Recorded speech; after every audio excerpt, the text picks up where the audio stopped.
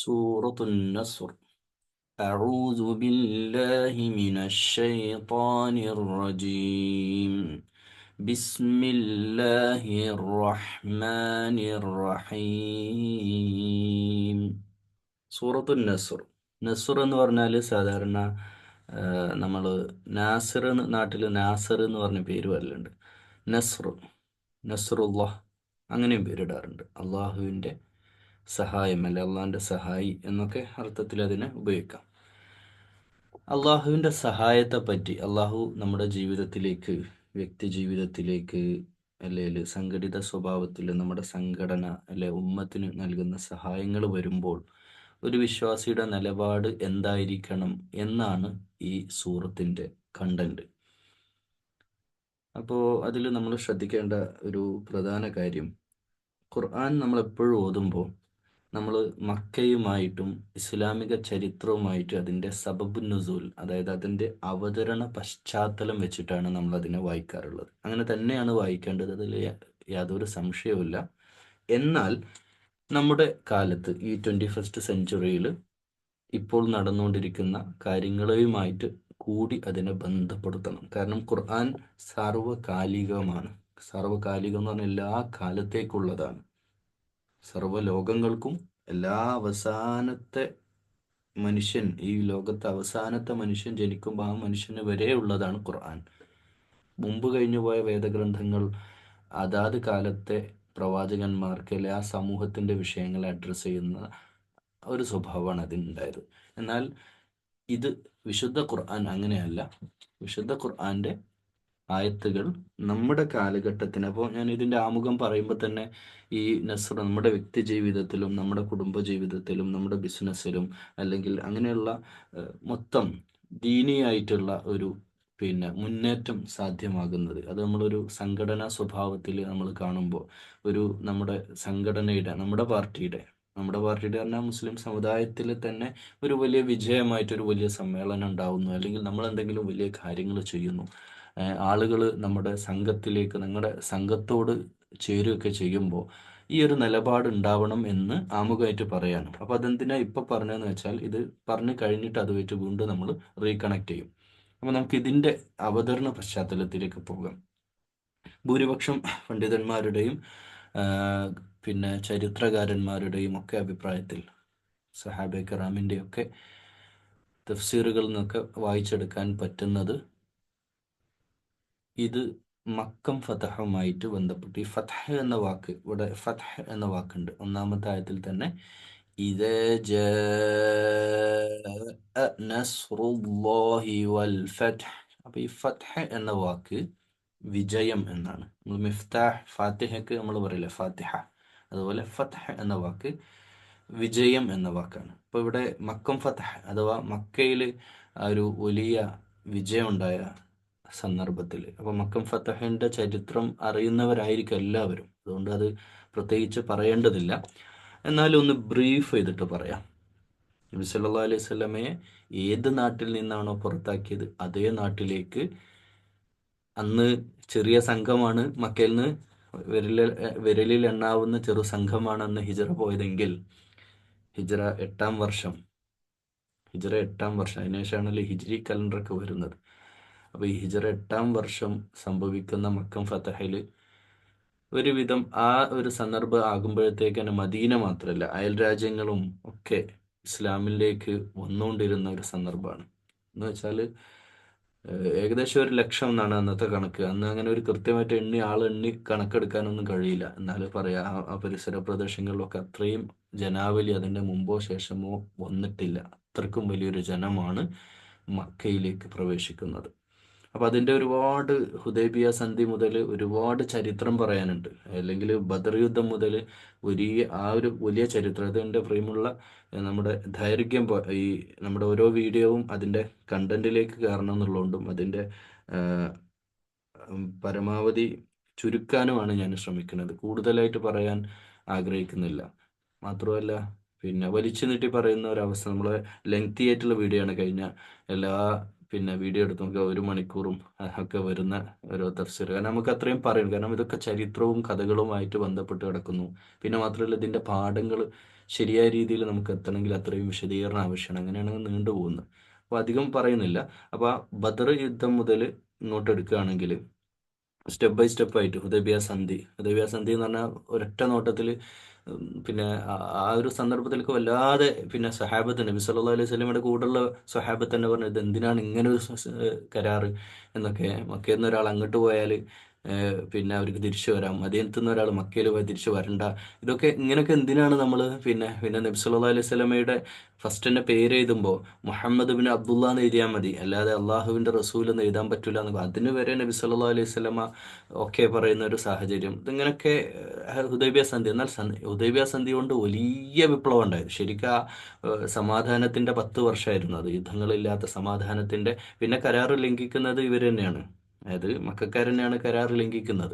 പക്ഷേ ആ ഒരു കരാറ് നിലനിന്ന സന്ദർഭത്തിൽ ഇസ്ലാമിൻ്റെ ഏറ്റവും കൂടുതൽ ആദർശ ആശയ പ്രചാരണം നടക്കുകയും കൂട്ടം കൂട്ടമായ ആളുകൾ ഇസ്ലാമിലേക്ക് വരികയും ചെയ്ത ഒരു സന്ദർഭം അതുണ്ടായി എന്നുള്ളതാണ് ഈ ഹുദൈബിയ സന്ധിയുമായിട്ട് ബന്ധപ്പെട്ട് നമുക്ക് ഈ സൂറത്തുൻ നസറിനെ കണക്ട് ചെയ്യാം.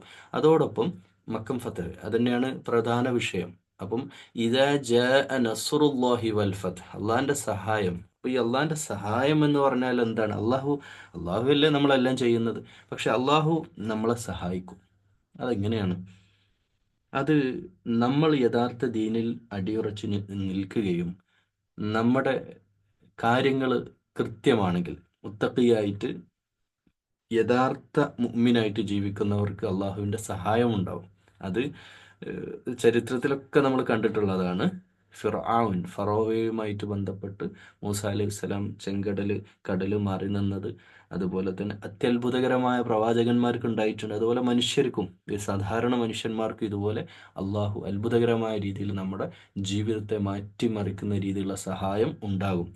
അത് നമ്മൾ വേറൊരു കാര്യമായിട്ട് കണക്ട് ചെയ്യുക. നമ്മുടെയൊക്കെ വ്യക്തി ജീവിതത്തിൽ നമുക്ക് ഒരുപാട് ബുദ്ധിമുട്ടുകൾ ഉണ്ടായിട്ടുണ്ടാവും, ഒരുപാട് ചാലഞ്ചസ്, ഒരുപാട് വെല്ലുവിളികൾ, പരീക്ഷണങ്ങൾ. ചില സന്ദർഭത്തിലെങ്കിലും അള്ളാഹുവേ എന്തിനാണ് എന്നോട് ഇങ്ങനെ ചെയ്തത് റബ്ബേ എന്ന് നമ്മളിങ്ങനെ അറിയാതെ പറഞ്ഞു പോകുന്ന, അത്രക്കും നമ്മളെ പരീക്ഷിക്കുന്ന വല്ലാത്ത പരീക്ഷണങ്ങൾ, കുടുംബപരമായ വിഷയങ്ങൾ, ഡിവോഴ്സ്, പിന്നെ അതുപോലെ കടങ്ങൾ, ബാധ്യതകൾ, ബുദ്ധിമുട്ടുകൾ, മക്കളുടെ മരണം, ഉമ്മ ഉപ്പ പെട്ടെന്ന് മരണപ്പെട്ടു പോവുക, അങ്ങനെ തുടങ്ങി. അല്ലെങ്കിൽ സാമ്പത്തികമായിട്ട് ബിസിനസ് മുഴുവൻ വല്ലാത്തൊരു ദാരിദ്ര്യവും കഷ്ടപ്പാടുമായിട്ട് മാറും. ഇങ്ങനെയൊക്കെ പല രീതിയിലും അത് ഈ ഭൂമിയിൽ തർത്തീബാണ്. അള്ളാഹു അത് തന്നെയാണ് ഈ ഭൂമിയിൽ അള്ളാഹു ഉദ്ദേശിക്കുന്ന ഈ ജീവിതം. അല്ലദീ ഖലഖൽ മൗത വൽ ഹയാത ലിയബ്ലുവക്കും അയ്യുക്കും അഹ്സനു അമല. ഏറ്റവും നല്ല അമല് ചെയ്യുന്ന ആരാന്ന് തിരിച്ചറിയാൻ വേണ്ടിയിട്ട് തന്നെയാണ് ഈ ജീവിതവും മരണവും ഉണ്ടാക്കിയിട്ടുള്ളത്. പക്ഷേ അള്ളാഹിൻ്റെ സഹായം നമ്മൾ സബ്ർ ചെയ്യുകയും ക്ഷമിച്ചുകൊണ്ട് അടിയുറച്ച് നിന്നുകൊണ്ട് ദീനിൽ മുന്നോട്ട് പോകുമ്പോൾ അള്ളാഹിൻ്റെ സഹായം വരും. തീർച്ചയായിട്ടും വിശ്വാസി സമൂഹത്തെ സംബന്ധിച്ചിടത്തോളം മക്കയിലും മാത്രമല്ല മദീനത്തും അവർക്ക് ഒരുപാട് പ്രയാസങ്ങൾ. പിന്നെ നോക്കൂ, ബദർ എന്ന് പറയുന്ന യുദ്ധത്തെ പറ്റി നമ്മളിപ്പോൾ ചരിത്രം പഠിച്ചു കഴിഞ്ഞാൽ മക്കാർ പിന്നെ മദീനക്കാർ മക്ക ആക്രമിക്കാൻ വന്നതല്ല. സ്വന്തം നാട്ടിൽ നിന്ന് അടിച്ചോടിച്ചിട്ട് രക്ഷയില്ലാതെ പീഡനം സഹിക്കാതെ പിന്നെ ചരിത്രം നമുക്കറിയാലോ. ബിലാൽ റളിയല്ലാഹു അൻഹു, അമ്മാർ റളിയല്ലാഹു അൻഹു, ഈ താഴെക്കടയുള്ളവരാണ് കൂടുതൽ പീഡനങ്ങൾ അനുഭവിക്കേണ്ടി വന്നത്. അവരൊക്കെ വല്ലാതെ പ്രയാസപ്പെട്ട് ആ കല്ല് കയറ്റിയ സന്ദർഭമൊക്കെ അറിയാലോ. പിന്നെ പൊരിവെയിലത്ത്, മരുഭൂമിയിലെ ചുട്ടുപൊള്ളുന്ന വെയിലത്ത് എന്തുമാത്രം ക്രൂരമായ പീഡനങ്ങളാണ് അവർ സഹിച്ചത്. അതൊക്കെ സഹിച്ച് നിക്കക്കള്ളില്ലാതെ അവർ അവിടുന്ന് ആദ്യം അബിസീനിയയിലേക്ക് ഹിജ്റ പോകുന്നു, പിന്നെ മദീനയിലേക്ക് ഹിജ്റ പോകുന്നു. ഈ ഹിജ്റയൊക്കെ ചെയ്ത് സ്വന്തം നാട് വിടേണ്ടി വരിക. വീടും നമുക്കൊക്കെ ഇപ്പോൾ നാട്ടിൽ നല്ല വീടും സൗകര്യങ്ങളൊക്കെ ഉണ്ട്. നമ്മൾ ഈ വീടും നാടൊക്കെ ഇട്ട് ഒറ്റയടിക്ക് ഒറ്റ ദിവസം പിന്നെ അങ്ങ് പോകേണ്ടി വരിക എന്ന് പറഞ്ഞാൽ അതിൻ്റെ വേദന എത്രയാണ്. ഇപ്പം തന്നെ ഈ അടുത്ത കാലത്ത് ഈ CAA അതുപോലെ നമ്മുടെ പൗരത്വ ഭേദഗതി ബില്ലൊക്കെ കൊണ്ടുവന്ന് മുസ്ലിങ്ങൾ രാജ്യം വിടണം എന്നൊരു നിലപാടിൻ്റെ സൂചകമൊക്കെ വന്നപ്പോഴത്തേക്ക് നമ്മൾ എത്രത്തോളം ആ വിഷയത്തിൽ നമ്മളൊന്ന് ശരിക്കും അതൊന്ന് അത് സംഭവിച്ചിരുന്നെങ്കിൽ നമ്മളൊന്ന് ആലോചിച്ച് നോക്കൂ. നമ്മളൊരു രാജ്യം വിടുക, അല്ലെ ഇപ്പം ഫലസ്തീനികൾ ആ രാജ്യം വിട്ടു പോകണമെന്ന് പറയാണ്, അവനനുഭവിക്കുന്ന പെയിൻ എത്രയാണ്. ഒരു ജന്മനാടിന്, അതും 15ഓളം പ്രവാചകന്മാർ വന്നൊരു നാടാണ് ഫലസ്തീൻ. അവിടുന്ന് ആ ജനത മാറി താമസിക്കണം എന്ന് പറയുമ്പോൾ വല്ലാത്ത പ്രയാസമല്ലേ. അവർ ഒരു ആയുഷ്കാലം മുഴുവൻ സമ്പാദിച്ചത്, ഒരാൾ ഒരു വീടുണ്ടാക്കാൻ 10-30 കൊല്ലമാണ്. ഹലാലായ രീതിയിൽ ഒരാൾ, ഒരു മിഡിൽ ക്ലാസ് ഫാമിലിയിലുള്ള ഒരാൾ വീടുണ്ടാക്കണമെങ്കിൽ 10-30 കൊല്ലം അധ്വാനിക്കണം, എന്നിട്ടാണ് ഒരു വീട് കയറ്റുന്നത്. ഇത്രയും കഷ്ടപ്പാടുകളും പ്രയാസങ്ങളും ചോര നീരാക്കി ഉണ്ടാക്കിയ വീടും ഇതൊക്കെ ഉപേക്ഷിച്ച് അവർ വേറൊരു നാട്ടിലേക്ക്, അത് മക്കാർക്കൊന്നും എടുക്കാൻ പോലും പറ്റില്ലല്ലോ. രാത്രിക്ക് രാത്രി നാട് വിടേണ്ടി വരും. അത്രയും പീഡനങ്ങളാണ് അവർ സംഭവിച്ചത്. നബി സല്ലല്ലാഹു അലൈഹി വസല്ലമയെ കൊല്ലാൻ വരെ പ്ലാൻ ഇട്ടു. അത് പൊളിഞ്ഞത് പോയത് കൊണ്ടാണ്. അപ്പോൾ പ്ലാന് അള്ളാഹു പൊളിച്ചു. അങ്ങനെയൊക്കെയാണ് സംഭവിച്ച അവർ മക്ക മദീനത്ത് എത്തിയിരുന്നു കേട്ടോ. എന്നിട്ടും രക്ഷയില്ല. അവിടെ വന്നിട്ട് ഒരു ബുദ്ധിമുട്ടുണ്ടാക്കുക, അവിടുത്തെ പിന്നെ ഗോത്രവർഗങ്ങളുമായിട്ട് ഇവർ അണ്ടർസ്റ്റാൻഡിങ്ങിലെത്തിയിട്ട് ശല്യം ചെയ്തുകൊണ്ടും പ്രയാസപ്പെടുത്തിക്കൊണ്ടിരുന്നു. മാത്രമല്ല, അങ്ങനെ ആ ഒരു അവസ്ഥയിൽ നബി സല്ലല്ലാഹു അലൈഹി വസല്ലമക്കെതിരെ യുദ്ധം പ്രഖ്യാപിച്ചുകൊണ്ട് മദീനയെ ആക്രമിക്കാൻ പോവാണ്. അപ്പം മദീനയിലുള്ള ജൂതന്മാരും അല്ലെങ്കിൽ അവിടെയുള്ള ക്രൈസ്തവർ, ആ ഒരു ബഹുസ്വര സമൂഹമായിരുന്നു. അവിടെ എല്ലാവരും മുസ്ലിങ്ങളൊന്നും ആയിരുന്നില്ല. ആ ജൂയിഷ് പീപ്പിൾസ്, അവിടെയുള്ള ജൂതന്മാരും ക്രൈസ്തവരും ഒക്കെ, അവർക്കൊന്നും അവരുടെ സമ്പത്തിനും അവർക്കും മദീനക്കൊരു പ്രയാസം ഉണ്ടാകരുന്നുള്ളതുകൊണ്ടാണ് നബി സല്ലല്ലാഹു അലൈഹി വസല്ലമയെ ഡിഫെൻഡ് ചെയ്യാൻ, പ്രതിരോധം, അത് തടയാൻ, അതായത് മക്കയിൽ നിന്ന് വരുന്ന 1000-ഓളം വരുന്ന സർവ്വവിധ സൈന്യം, സർവ സന്നാഹങ്ങളുമായിട്ട് വരുന്ന കുതിരയും ഒട്ടകവും പിന്നെ പരിചയും വാളും അമ്പും വില്ലും ഭക്ഷണവും, എന്തിപ്പോൾ 100 ദിവസം വേണമെങ്കിലും ഭക്ഷണം, പിന്നെ അവർക്ക് യുദ്ധം ചെയ്യാൻ പറ്റുന്ന അത്രക്കും വെള്ളവും ഭക്ഷണവും അതുപോലെ മദ്യവും പാട്ടുപാടാൻ ആളുകളും. യുദ്ധം എന്ന് പറഞ്ഞാൽ അവർക്കൊരു ആഘോഷമായിരുന്നു. അങ്ങനെ ഒരു ആഘോഷ സമാനമായിട്ട് നബിയെ തീർത്ത് കളയാൻ വേണ്ടി പുറപ്പെട്ട സൈന്യമാണ്. നമ്മൾ ആലോചിക്കണം, ബദർ, ഇവിടപ്പുറത്ത് 313 പേരാണ് നബിയും സഹാബത്തും യുദ്ധം ചെയ്യുന്നത്. അങ്ങനെയൊക്കെ യുദ്ധം ചെയ്യാന്ന് പറഞ്ഞാൽ അവർ ഡിഫെൻഡ് ചെയ്യാൻ വേണ്ടി അത്രേ ഉണ്ടായിരുന്നുള്ളൂ. എന്നിട്ട് ആ 313 പേര് 1000-നെ അതിജീവിച്ച ലോക അൽ ഫുർഖാൻ എന്നാണ് ആ ദിവസത്തെ പറ്റി പിന്നെ നമ്മുടെ ചാനലിലും പേര് കൊടുത്ത. അങ്ങനെ അൽ ഫുർഖാൻ, സത്യാസത്യ വിവേചക ദിവസം. ആ ഒരു ഫുർഖാൻ സംഭവിച്ച സന്ദർഭമാണത്. നമ്മൾ ആലോചിച്ച് നോക്കൂ. അപ്പൊ ഇത്രയധികം ക്രൂരമായ പീഡനങ്ങളൊക്കെ സഹിച്ചിട്ട് അവസാനം തിരിച്ചു വരുമ്പോൾ നാട്ടിലേക്ക് മലയാളത്തിൽ അങ്ങനെ ഒരു വാക്ക് നമ്മൾ വിജയശ്രീ ലളിതനായി, അല്ലെ, ലളിതനായി എന്ന് പറയുന്നില്ലേ, നമ്മൾ എല്ലാം കൊണ്ടും ജയിച്ചടക്കിയിട്ട്, മക്കയെ ജയിച്ചടക്കിക്കൊണ്ട് തിരിച്ച് ആ രാജ്യത്തിന്റെ മുഴുവൻ രാജാവായിട്ട് എല്ലാ അധികാരവും തിരിച്ചു വരുമ്പോൾ, സാധാരണ ഇങ്ങനെയുള്ള സന്ദർഭത്തിൽ ഈ ചാരപ്പണി ചെയ്തവരെയും മുനാഫിക്കിന്റെ പണിയെടുത്തവരെയും ഒക്കെ വളരെ ക്രൂരമായിട്ട് കൊല ചെയ്യാണ് ഏത് രാജ്യക്കാരും. ലോകത്തെ ഏത് പ്രത്യയശാസ്ത്രത്തിലും, നമ്മൾ ലോകത്തെ പ്രത്യയശാസ്ത്രങ്ങളെയും അല്ലെങ്കിൽ ലോകത്ത് നടന്നിട്ടുള്ള സംഭവ വികാസങ്ങളൊക്കെ എടുത്ത് പരിശോധിച്ചാൽ, നടന്ന യുദ്ധങ്ങളൊക്കെ ലക്ഷക്കണക്കിന് ആളുകൾ കൊന്ന്, ചോര കൊണ്ട് ചരിത്രം തിരുത്തി കുറിച്ചല്ലേ, ചോരയുടെ രക്തം കൊണ്ട് നിർമ്മിക്കപ്പെട്ട രാജ്യങ്ങളാണ് ഇന്നൊക്കെ എഴുന്നേറ്റ് നിൽക്കുന്ന ലോകത്തെ. ചരിത്രത്തിലേക്ക് നമുക്ക് കടക്കാതെ തന്നെ അറിയാലോ. അപ്പോൾ ഇത്രയധികം ലക്ഷക്കണക്കിന് ആളുകളെ കൊന്നിട്ട് ആണ് ഓരോ യുദ്ധത്തിൻ്റെയും പര്യവസാനം ഉണ്ടാവുക. അപ്പോൾ പക്ഷെ അതിലൊന്നും പെടാതെ വളരെ വിരലിലെണ്ണാവുന്ന ആളുകൾ മാത്രം ശിക്ഷിക്കുകയും ബാക്കി മുഴുവൻ അബൂ സുഫിയാനെ എത്രമാത്രം നബി സല്ലല്ലാഹു അലൈഹി വസല്ലമക്ക് പിന്നെ പ്രയാസം ഉണ്ടാക്കിയ വ്യക്തിയാണ്. അബൂ സുഫിയാന്റെ വീട്ടിൽ അഭയം പ്രാപിക്കുന്നവർക്ക് വരെ എന്താണ് സബ്ർ ചെയ്തിരിക്കുന്നു. അതായത് ആർക്കും പ്രതികാര നടപടി ഇല്ല എന്ന് നബി സല്ലല്ലാഹു അലൈഹി വസല്ലം പ്രഖ്യാപിക്കുന്ന ഒരു മുഹൂർത്തമാണ്. അപ്പോൾ ഈ മക്കം ഫതഹുമായിട്ട് ഇതിന് ബന്ധമുണ്ട്. ഇത് ഈ ആയത്തുകളെ അതുമായിട്ട് നമുക്ക് ബന്ധപ്പെടുത്തിക്കൊണ്ട് തന്നെയാണ് പറയേണ്ടത്. ഇദാ ജാഅ നസ്റുല്ലാഹ്, അള്ളാഹിന്റെ വലിയ സഹായം ഉണ്ടായി. വറഅയ്ത الناس يدخلون في, അപ്പോൾ വറഅയ്ത الناس, നാസ് എന്ന് പറഞ്ഞാൽ നമ്മൾ സൂറത്തുൻ നാസിലും പഠിച്ചല്ലോ, ജനങ്ങൾ. വറഅയ്ത الناس يدخلون في دين الله അഫ്വാജ, ദീനിലേക്ക്, അള്ളാഹിന്റെ ദീനിലേക്ക് ദഖല, പ്രവേശിക്കുന്നു ജനങ്ങൾ കൂട്ടം കൂട്ടമായി, ഗോത്രങ്ങൾ ഒരുമിച്ച് അങ്ങനെ പ്രവേശിക്കുന്നത് നീ കാണുകയും ചെയ്താൽ. എന്ന് പറഞ്ഞാൽ കാണുക, റഅയ്ത, നീ കാണുകയും ചെയ്താൽ. അപ്പോൾ അത് മുഹമ്മദ് റസൂലുള്ളാഹിയോടാണ് ഈ പറയുന്നത്. അത് ഈ ഖുർആൻ ഓതുന്ന ഓരോ വ്യക്തിയോടുമാണ് ആ പറയുന്നത്. മക്കയിലെ ഒരു പക്ഷേ ചില മുഫസ്സിരീങ്ങളുടെ അഭിപ്രായത്തിൽ ഈ സൂറത്തിന്റെ ഇത് പൂർണ്ണമായി അവതരിപ്പിക്കപ്പെട്ട ഒരു സൂറത്താണ്, ഒരായത്തല്ല. പല സൂറത്തിലും പല ആയത്തിന് വരെ അവതരിക്കപ്പെട്ടിട്ടുണ്ട്. പക്ഷേ ഇവിടെ ഈ സൂറ മുഴുവനായിട്ട് അവതരിക്കപ്പെട്ടതാണ്. ഇത് മക്ക ഫത്തഹിന്റെ ആ ഒരു വിജയത്തെ കാണിക്കുന്നു. യദ്ഖുലൂന ഫീ ദീനില്ലാഹി അഫ്വാജ, ജനങ്ങൾ കൂട്ടം കൂട്ടമായി അള്ളാഹുവിലേക്ക് വരികയും ചെയ്താൽ. അപ്പോൾ നബി സല്ലല്ലാഹു അലൈഹി വസല്ലമയുടെ വിടവാങ്ങൽ പ്രസംഗം, നബി സല്ലല്ലാഹു അലൈഹി വസല്ലമയുടെ ഏറ്റവും പ്രൗഢോജ്വലമായ അന്ത്യ പ്രഭാഷണം എന്നൊക്കെ അതിനെ നമുക്ക് വിശേഷിപ്പിക്കാം. അവസാനം ലാസ്റ്റ് പറയുന്നുണ്ട്, എല്ലാ കാര്യങ്ങളും പറഞ്ഞു കഴിഞ്ഞ് അവസാനിപ്പിക്കുന്നുണ്ട്. എൻ്റെ പ്രിയമുള്ള വിശ്വാസികളെ, ഞാൻ നിങ്ങൾക്ക് സത്യപ്രബോധനം ചെയ്തു കഴിഞ്ഞു, ഞാൻ നിങ്ങൾക്ക് അള്ളാഹുവിൻ്റെ ദീൻ എത്തിച്ചു കഴിഞ്ഞില്ലേ ചോദിക്കുകയാണ്. അപ്പോൾ ജനങ്ങൾ ഒന്നടങ്കം. പക്ഷെ ആ ഒരു പ്രസംഗത്തിൽ തന്നെ ആളുകൾ കരയുന്നുണ്ടായിരുന്നു എന്നാണ്. സഹാബത്ത് കണ്ണുനീര്, കാരണം ആ പ്രസംഗം തന്നെ നബി സല്ലല്ലാഹു അലൈഹി വസല്ലമ യാത്ര പോവുകയാണ് എന്ന രീതിയിലുള്ളൊരു സംസാരമായിരുന്നു. ഞാൻ നിങ്ങൾക്ക് എത്തിച്ചു തന്നില്ലേ ഏ എന്ന് പറയുമ്പോൾ അതേ എന്ന് പറയാം. അപ്പം മഷ്ഹദ്, ആകാശത്തേക്ക് കൈ ഉയർത്തിക്കൊണ്ട് അള്ളാഹുവേ മഷ്ഹദ് മഷ്ഹദ്. എന്തൊരു ചരിത്രം! നമ്മളൊന്നും ആ ഒരു സമയത്ത് അവിടെ ഇല്ലാതെ പോയല്ലോ അല്ലേ? നമ്മുടെ എന്തുമാത്രം വികാര പിന്നെ അവസ്ഥയിലായിരിക്കും ഉണ്ടാവുക. ഈമാനികമായ ആവേശം എന്തുമാത്രം അലതല്ലിയിട്ടുണ്ടാവും മക്ക പട്ടണത്തിൽ. ആ സഹാബത്തിൻ്റെ ആ വല്ലാത്തൊരവസ്ഥയിലുള്ള നബി സല്ലല്ലാഹു അലൈഹി വസല്ലമയുടെ ആ ഒരു വൈകാരികമായ പ്രഭാഷണത്തിൻ്റെ ആ ഒരു മുഹൂർത്തം ഒന്ന് ആലോചിച്ച് നോക്കൂ പ്രിയമുള്ളവരെ. അവർ ഫീദീനില്ല. അപ്പം കൂട്ടം കൂട്ടമായി നിൽക്കുന്ന ജനത്തെ മുമ്പിൽ നിർത്തിക്കൊണ്ട് ആകാശത്തേക്ക് കൈകൾ ഉയർത്തിക്കൊണ്ട് അള്ളാഹുവിൻ്റെ നബി സല്ലല്ലാഹു അലൈഹി വസല്ലം ചോദിക്കുക, ഞാൻ എൻ്റെ ദൗത്യം ഇതാ പൂർത്തീകരിച്ചിരിക്കുന്നു, മഷ്ഹദ്, നീ സാക്ഷിയാണ് അള്ളാഹുവേ എന്ന് 3 പ്രാവശ്യം അവർ പറഞ്ഞുകൊണ്ട് നബി സല്ലല്ലാഹു അലൈഹി വസല്ലം സംസാരം അവസാനിപ്പിക്കുകയാണ്. എന്ന് വെച്ചാൽ അവിടെ എൻഡ് ലോകം അവിടെ അല്ല യൗമ അക്മൽതു ലക്കും ദീനുക്കും വഅത്മംതു എന്ന് പറഞ്ഞ ആയത്ത്. അപ്പോൾ വറളീതു ലക്കും ദീന വഅത്മംതു അലൈക്കും വറളീതു ലക്കും ദീന എന്ന് വിശുദ്ധ ഖുർആൻ ആയത്തിൽ, ഇന്നിതാ നിങ്ങളുടെ ഈ ദീനിനെ ഇതാ പൂർണ്ണമാക്കി തന്നിരിക്കുന്നു, അള്ളാഹു ഈ ദീനിനെ തൃപ്തിപ്പെട്ടിരിക്കുന്നു എന്ന് ആ ആയത്തിലൂടെ അള്ളാഹു അവിടെ പൂർത്തിയാക്കുക. അതിൻ്റെ ഒരു പൂർത്തീകരണം, ഈ ഒരു പ്രബോധനത്തിൻ്റെ ഒരു ക്ലൈമാക്സ്, അതിൻ്റെ ഒരു ഫിനിഷിങ്ങും കൂടെ അവിടെ കൃത്യമായിട്ട് നടക്കുകയാണ്.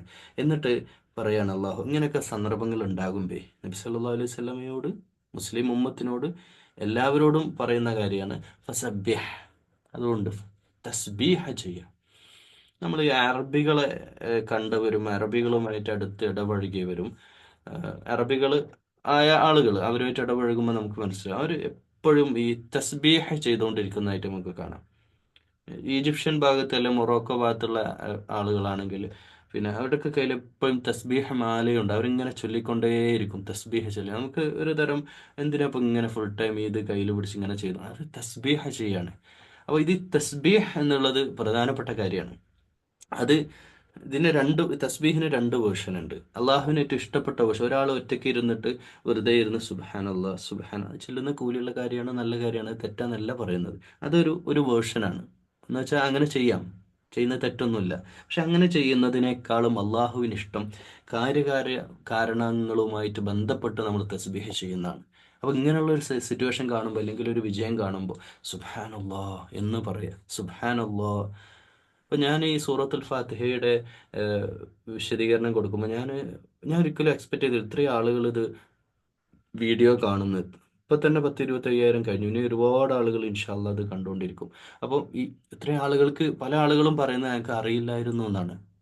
25,000 ആളുകൾ കണ്ടതിൽ നല്ലൊരു ശതമാനം ആളുകളും സൂറത്തുൽ ഫാത്തിഹ ഈ വിധം പഠിച്ചിട്ടില്ല എന്ന് വെച്ചാൽ 10ഉം 40ഉം 50ഉം വയസ്സുള്ള ആളുകൾ അവരുടെ ജീവിതത്തിൽ ഇത്രയും കാലം നിസ്കരിച്ചത് ഒരു ഫാത്തിഹയായിട്ട്, ഒരു അറബിയായിട്ട് ഇങ്ങനെ നാവ് കൊണ്ടുള്ളൊരു അധരവ്യായാമം പോലെ നാവ് കൊണ്ട് ഇങ്ങനെ ചൊല്ലലായിരുന്നു. അവർക്ക് അതിനെപ്പറ്റി ഒരു ഐഡിയ ഉണ്ടായിരുന്നില്ല എന്നുള്ളത് അള്ളാഹു ഒരു വലിയ ഞാമത്ത്. സുബ്ഹാനല്ലാഹ്. അപ്പം ഞാൻ ഇവിടെ പറയാം, അള്ളാഹു അത് സംസാരിക്കാൻ എൻ്റെ ശബ്ദത്തിലൂടെ എനിക്കത് സാധിച്ചു. അൽഹംദുലില്ലാഹ്. അള്ളാഹുവിൻ്റെ വലിയൊരു ഞാമത്താണ് ഇത്. നമ്മുടെ കഴിവല്ല, നമ്മൾ അള്ളാഹു അതിനു വേണ്ടി തിരഞ്ഞെടുത്തിരിക്കുകയാണ്. സുബ്ഹാനല്ലാഹ്. ഇങ്ങനെയാണ് നമ്മൾ തസ്ബീഹ് ചെയ്യുക.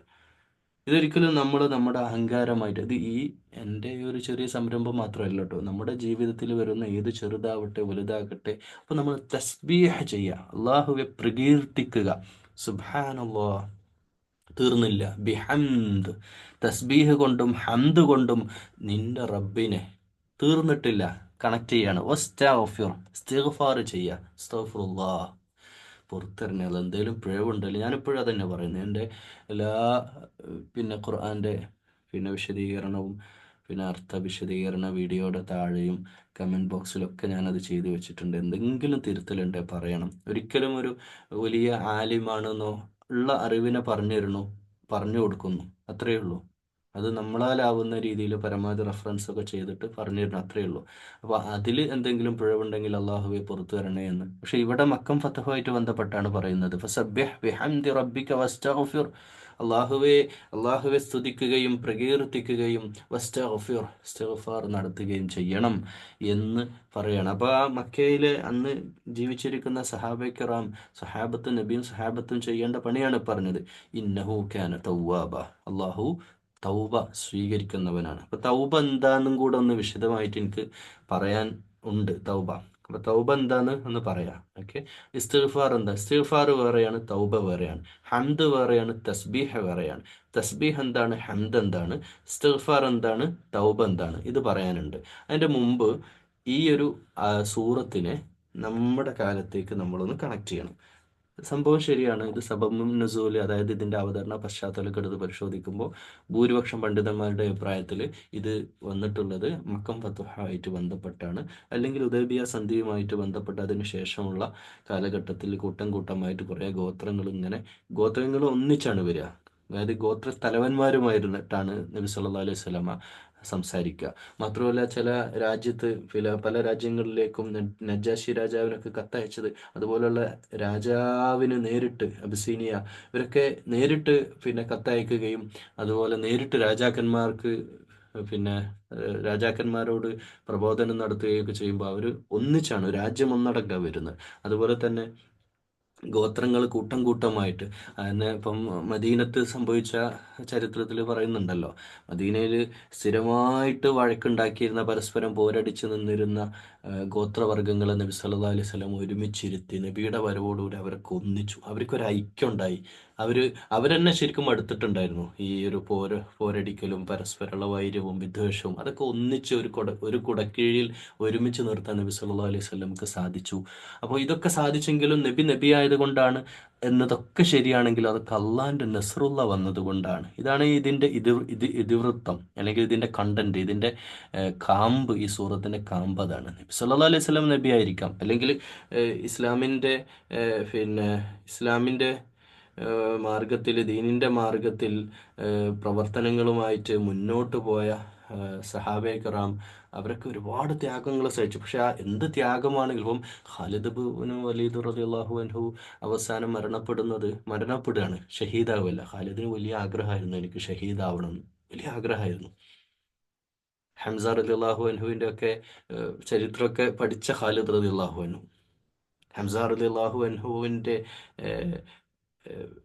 പിന്നെ ചരിത്രം പഠിച്ചാന്ന് പറയുമ്പോൾ വഹ്ഷിയാണ് ഹംസ റളിയല്ലാഹു. ഇതൊക്കെ ചരിത്രത്തിൽ എന്തൊക്കെ രസകരമായിട്ട് നമ്മൾ ഇതിനൊക്കെ പോസിറ്റീവായിട്ട് നമ്മൾ പഠിക്കുമ്പോൾ, ഈ ഹംസ റളിയല്ലാഹു അൻഹുവിനെ വധിക്കാന്നല്ല, രക്തസാക്ഷിത്വത്തിന് കാരണക്കാരനായ ആ വ്യക്തി, ഇപ്പം നമുക്ക് വ്യക്തി എന്ന് പറയാം, ആ സമയത്ത് വ്യക്തിയാണ്, ഒരു അടിമയായ വഹ്ഷി എന്ന് പറഞ്ഞ ഒരു ബിലാലിന്റെ സുഹൃത്താണ്, ബിലാൽ അള്ളാഹുവിന്റെ സുഹൃത്തു കൂടിയാണ്. അവരൊക്കെ അടിമകളായിരുന്നല്ലോ. അപ്പോൾ ആ കുന്തം കൊണ്ട് ലോങ് സൈറ്റിൽ എറിഞ്ഞിട്ട് കൊല്ലുകയാണ് ചെയ്യുന്നത്. കാരണം നേരിട്ട് പോയിട്ട് ഫൈറ്റ് ചെയ്യാൻ ഹംസ റളിയല്ലാഹു അൻഹു ഫൈറ്റ് ചെയ്ത് തോൽപ്പിക്കാൻ കഴിയില്ല. അത് എല്ലാവർക്കും അറിയാം. കാരണം അത്രക്കും നേരിട്ട് മക്കയിലെ ആളില്ലായിരുന്നു. ഉമർ റളിയല്ലാഹു അൻഹു, ഖാലിദ് റളിയല്ലാഹു അൻഹു, ഇവരൊക്കെ ഒന്നാം തരം ഫൈറ്റേഴ്സാണ്. അവരൊന്ന് ഡിഫെൻഡ് ചെയ്യുക, 10 പേര് ഒരുമിച്ച് വന്നാലും അവരെ ഡിഫെൻഡ് ചെയ്ത് തോൽപ്പിക്കാൻ കഴിയില്ല. അതാണ് ചരിത്രം. അപ്പോൾ ഈ ഒരു ചരിത്രമൊക്കെ പഠിച്ചിട്ട് എന്നിട്ട് വഹ്ഷി ഹംസ, നിങ്ങളൊന്ന് ആലോചിച്ച് നോക്കിയേ, ഞാൻ ഈ പറയുന്ന പോയിന്റ് വളരെ രസകരമായൊരു സംഗതിയാണ്. ഹംസ റളിയല്ലാഹു അൻഹുവിനെ കുന്തം എറിയുമ്പോൾ കുന്തം തറച്ചിട്ട് ഹംസ റളിയല്ലാഹു അൻഹു വാളിങ്ങനെ ചൂണ്ടിയിട്ട് വഹ്ഷിയുടെ മുഖത്തേക്ക് ഇങ്ങനെ അതിദേഷ്യത്തോടു കൂടി ഇങ്ങനെ നോക്കുന്നുണ്ട്. കാരണം ചതിയാണ്, പിന്നിൽ നിന്ന് എറിഞ്ഞ് കൊല്ലുകയാണ്. അപ്പോൾ ആ ചതിയിൽ നോക്കിക്കൊണ്ട് ഹംസ റളിയല്ലാഹു അൻഹു കലിമ ചൊല്ലിക്കൊണ്ട് അവിടെ ബദറിൻ്റെ അല്ല, ഉഹദിന്റെ മണ്ണിൽ വീഴുന്ന സന്ദർഭത്തിൽ ആ ഒരു മൊമെന്റിൽ പിന്നെ ഹംസ റളിയല്ലാഹുവിന്റെ മനസ്സിൽ മരിക്കുമ്പോൾ വരെ വഹ്ഷി ആരാണ്? വഹ്ഷി ഒരു ഖാഫിറാണ്, അല്ലെങ്കിൽ മുശ്രിക്കാണ്. എന്നാൽ അതിനുശേഷമുള്ള സംഭവം എന്താണ്? വഹ്ഷി ഇസ്ലാം സ്വീകരിക്കുന്നു. പിന്നെയുള്ള യുദ്ധങ്ങളിലൊക്കെ മുന്നണി പോരാളിയായിട്ട് ഇസ്ലാമിന്റെ മാർഗത്തിൽ വഹ്ഷി യുദ്ധം ചെയ്യുന്നു. ബിലാലും ബിലാൽ റളിയല്ലാഹു അൻഹുവും വഹ്ഷിയൊക്കെ തോളോട് തോള് ചേർന്നിട്ടാണ്. കാരണം അവർ വലിയ സുഹൃത്തുക്കളായിരുന്നു. വഹ്ഷി ഒരിക്കലും ഹംസ റളിയല്ലാഹു അൻഹുവിനെ വധിക്കാൻ തയ്യാറല്ല. പക്ഷേ വഹ്ഷി സ്വതന്ത്രനാവും. പിന്നെ ഈ സ്വർണം ഒരുപാട് മോഹന വാഗ്ദാനങ്ങളും കിട്ടിയത് കൊണ്ടാണ് വഹ്ഷി അതിന് തയ്യാറായത്. പിന്നെ വഹ്ഷി മാത്രമല്ല, പിന്നെ ഇസ്ലാമിൻ്റെ കള്ളപ്രവാചകൻ വന്ന സമയത്ത് നബി സല്ലല്ലാഹു അലൈഹി വസല്ലമയുടെ വഫാത്തിന് ശേഷം കള്ളപ്രവാചകൻ വന്ന സന്ദർഭത്തിൽ വഹ്ഷി അതേ കുന്തം കൊണ്ട് മുസൈലിമത്തുൽ കദ്ദാബിനെ കുന്തമെറിഞ്ഞുകൊണ്ട് വീഴ്ത്തിയിട്ട് ദൂരേക്ക് മരുഭൂമിയിലേക്ക് ഓടിപ്പോവാണ്. ആ യുദ്ധക്കളത്ത് നിന്ന് മാറിപ്പോയിട്ട് രണ്ട് കൈ ആകാശത്തേക്ക് വെച്ചിട്ട് അള്ളാഹുവേ, യാ അല്ലാ, ഹംസാ റളിയല്ലാഹു അൻഹു വന്ന ഇസ്ലാമിന്റെ പോരാളിയെ എറിഞ്ഞ അതേ കുന്തം കൊണ്ട് ഇസ്ലാമിന്റെ ശത്രുവിനെ ഞാനിതാ തീർത്തിരിക്കുന്നു എന്ന് പറഞ്ഞ് വൈകാരികമായിട്ട് അള്ളാഹുവോട് സംസാരിക്കുകയാണ് വഹ്ഷി. ഇത് കേൾക്കുമ്പോൾ നിങ്ങൾക്ക് എന്താ മനസ്സിൽ തോന്നുന്നത്? നാളെ ഇൻഷാ അല്ലാ, ഇൻഷാ അല്ലാ വഹ്ഷി ഹംസ റളിയല്ലാഹു അൻഹുവിനെ കണ്ടുമുട്ടുന്ന ഒരു മുഹൂർത്തം ഉണ്ടാവും. ഖാലിദ് റളിയല്ലാഹു അൻഹുവും ഇവരൊക്കെ ചേർന്ന്, ഇതൊക്കെയല്ലേ സ്വർഗം. അവിടേക്ക് ഒന്ന് എത്തണ്ടേ നമുക്ക് ഇൻഷാ അല്ലാ. പ്രിയമുള്ള സഹോദരന്മാരെ, എന്തുമാത്രം വൈകാരികമായ മുഹൂർത്തങ്ങൾക്ക് സാക്ഷ്യം വഹിച്ച മണ്ണാണ് മക്ക. മക്ക കാണുമ്പോൾ, മക്കയിൽ ഹജ്ജിനും ഉംറക്കൊക്കെ പോകുമ്പോൾ മനസ്സിൽ എന്തൊക്കെ നമ്മുടെ മനസ്സിലേക്ക് വരും, എന്തൊക്കെ ചരിത്രങ്ങൾ, മുഹൂർത്തങ്ങൾ, എത്ര സന്ദർഭങ്ങൾ. അപ്പോൾ ഇതൊക്കെ ഈ വലിയ സഹായം വിജയമൊക്കെ ഉണ്ടാവുന്ന അവരവരുടെ കഴിവുകൊണ്ടല്ല, അങ്ങനെ നമ്മൾ വിചാരിക്കരുത്. ഒരുപാട് സഹാബത്ത്, ഒരുപാട് കഴിവുകൾ. അപ്പോൾ ഈ ഖാലിദ് ബിൻ വലീദ് റളിയല്ലാഹു അൻഹു മരിക്കുന്ന സമയത്ത് സാധാരണ മരണമാണ് അള്ളാഹ് കൊടുത്തത്. അപ്പോൾ ഏകദേശം 50ഓളം മുറിവുകൾ ശരീരത്തിലുണ്ട് എന്നാണ്. 50ഓളം യുദ്ധത്തിലും പങ്കെടുത്ത സഹാബിയാണ് ഖാലിദ് ബിൻ വലീദ്. ഒരിക്കൽ മാത്രമല്ല, ബദർ, ഉഹദ് യുദ്ധത്തിൽ നമുക്കറിയാലോ, ഉഹദിന് നബി സല്ലല്ലാഹു അലൈഹി വസല്ലം ഉഹദിൽ ചെറിയൊരു അടി വിശ്വാസിയെ സംബന്ധിച്ചിടത്തോളം പിന്നിൽ നിങ്ങൾക്ക് അറിയാലോ, നിങ്ങളെല്ലാവരും പഠിച്ച കാര്യമാണ്. മലയുടെ മേലെ സൈന്യം നല്ല ഉറപ്പിച്ച സന്ദർഭം. അപ്പോൾ അതിൻ്റെ പിന്നിൽ നിന്ന് അറ്റാക്ക് ചെയ്യാണ്. പിന്നിലൂടെ ആ അറ്റാക്കിങ് എന്നുള്ളത് തന്ത്രമൊക്കെ ഖാലിദ് റളിയല്ലാഹു അൻഹു. ഖാലിദ് വളരെ കൃത്യമായ യുദ്ധതന്ത്രജ്ഞനാണ്. ഒരു യുദ്ധം എങ്ങനെ അറ്റാക്ക് ചെയ്യണം, എവിടെ തുടങ്ങണം, വളരെ കൃത്യമായ പ്ലാനിങ് ഉണ്ട്. ഖാലിദിന് രണ്ട് കഴിവുണ്ട്. ഒന്ന്, യുദ്ധം എങ്ങനെ നിയന്ത്രിക്കണം എന്ന സർവ്വ സൈന്യാധിപൻ എന്നതിലപ്പുറം അദ്ദേഹം ഒരു ഫിറ്റ് ബോഡിയുടെ, അല്ലെങ്കിൽ അദ്ദേഹം മതി ഒരു യുദ്ധം ജയിക്കാൻ എന്ന അവസ്ഥയിൽ അദ്ദേഹത്തിന്റെ മുമ്പിൽ നിന്ന് അദ്ദേഹം പോരാടുന്ന കണ്ട പിന്നിലുള്ള ഒരു ആവേശമാണ്. മുമ്പിൽ ഖാലിദ് റളിയല്ലാഹു ഉണ്ട് എന്ന് പറഞ്ഞാൽ പിന്നെ ഒന്നും പേടിക്കാനില്ല, എന്നാ തുടങ്ങിക്കോളൂ എന്നുള്ള ഒരു അവസ്ഥയിലുള്ള ഒരു പേഴ്സണാലിറ്റി. അതുകൊണ്ട് തന്നെ ഖാലിദിന്റെ സൈന്യം ആ ഉഹദ് യുദ്ധത്തിൽ പിന്നിലൂടെ ആക്രമിക്കുന്ന ആ ലൂപ്പ് ഹോൾ കണ്ടെത്തുകയാണ്.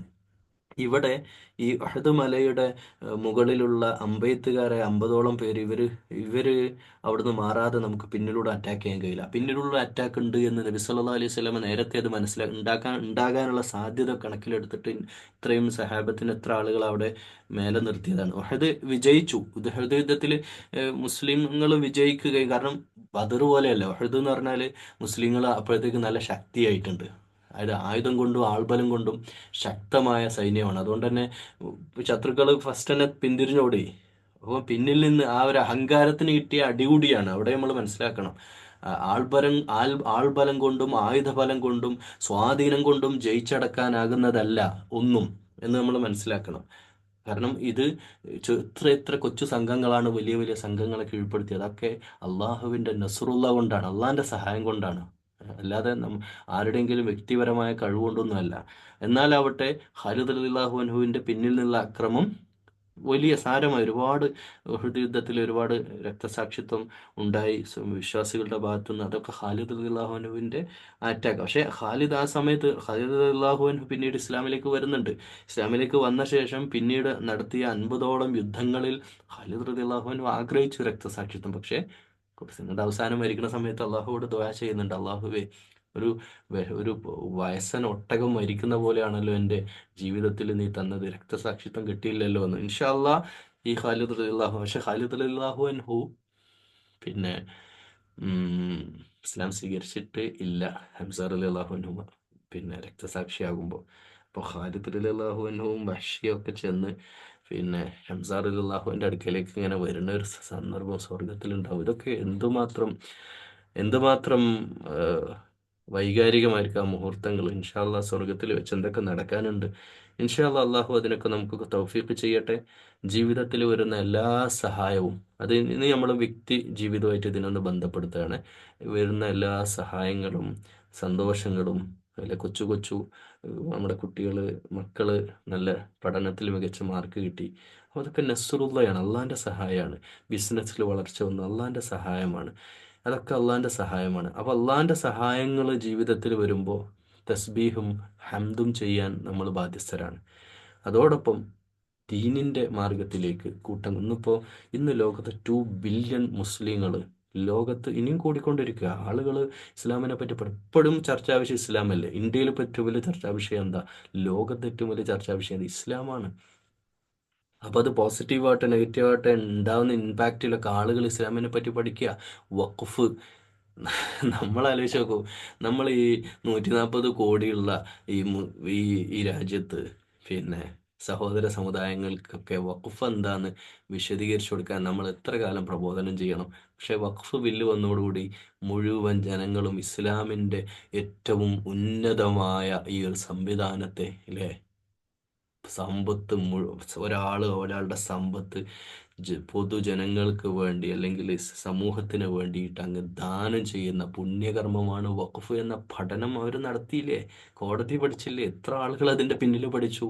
അപ്പോൾ അള്ളാഹു ഇവരൊക്കെ എന്ത് വലിയ തന്ത്രം അല്ലെങ്കിൽ എന്തൊക്കെ അവർ ഇസ്ലാമിനെതിരെ കൊണ്ടുവന്നാലും അതിൻ്റെയൊക്കെ മേലെ അള്ളാഹുവിൻ്റെ തന്ത്രം വിജയിക്കുക തന്നെ ചെയ്യും.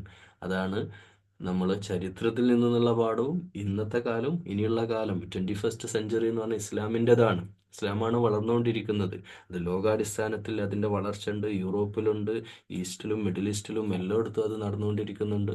അള്ളാഹു സുബ്ഹാനഹു വ തആല അത് പൂർത്തീകരിക്കുക തന്നെ ചെയ്യും. ആ ഒരു വിജയത്തിലേക്ക് ഇസ്ലാം മുന്നോട്ട് പോയിക്കൊണ്ടിരിക്കുകയാണ്. അതൊക്കെ കാണുമ്പോൾ നമ്മുടെ ഉത്തരവാദിത്തം തസ്ബീഹും ഹംദും മാത്രമല്ല, ഇസ്തിഗ്ഫാറും തൗബയും കൂടിയാണ്.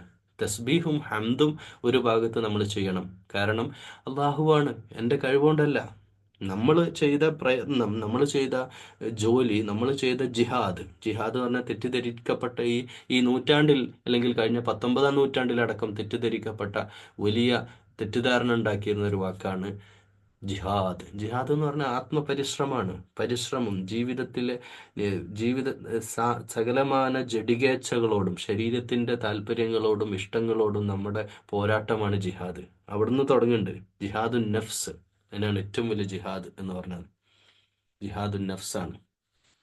സ്വന്തം തിന്മയുടെ മനസ്സിൽ വരുന്ന ചീത്ത വിചാരങ്ങളോട്, അതിനോടൊക്കെ പടവിട്ട് മനസ്സിന്ന് തന്നെ ജിഹാദ് തുടങ്ങാണ്ട്. യുദ്ധം എന്ന് പറഞ്ഞാൽ വേറെ, അതിൻ്റെ എക്സ്ട്രീം ലെവലിലുള്ള അവസ്ഥയാണ് യുദ്ധം ആവശ്യമാവുന്ന സമയത്ത് നമ്മൾ യുദ്ധം ചെയ്യേണ്ടി വരും. അതും ജിഹാദിൻ്റെ ഏറ്റവും അവസാനത്തെ കാര്യമാണ്, അതും ആവശ്യമാണ്. അപ്പോൾ അത് നബി സല്ലല്ലാഹു അലൈഹി വസല്ലം യുദ്ധം ചെയ്തിട്ടുണ്ട്, യുദ്ധം ചെയ്യേണ്ടി വന്നിട്ടുണ്ട്. കാരണം അങ്ങനെ ഒരു സാഹചര്യം, ഞാൻ പറഞ്ഞല്ലോ, മക്കയിൽ നിന്ന് മദീനത്ത് പോണ്, നാട് വിട്ട് സ്വസ്ഥത ഇല്ലാതെ മറ്റൊരു നാട്ടിലെത്തിയിട്ട് അവിടെയും ആക്രമിക്കാൻ വന്നാൽ പിന്നെ കൈയും കെട്ടി നോക്കി നിൽക്കണം. ഏത് ആദർശമാണ് അങ്ങനെ പറഞ്ഞിട്ടുള്ളത്?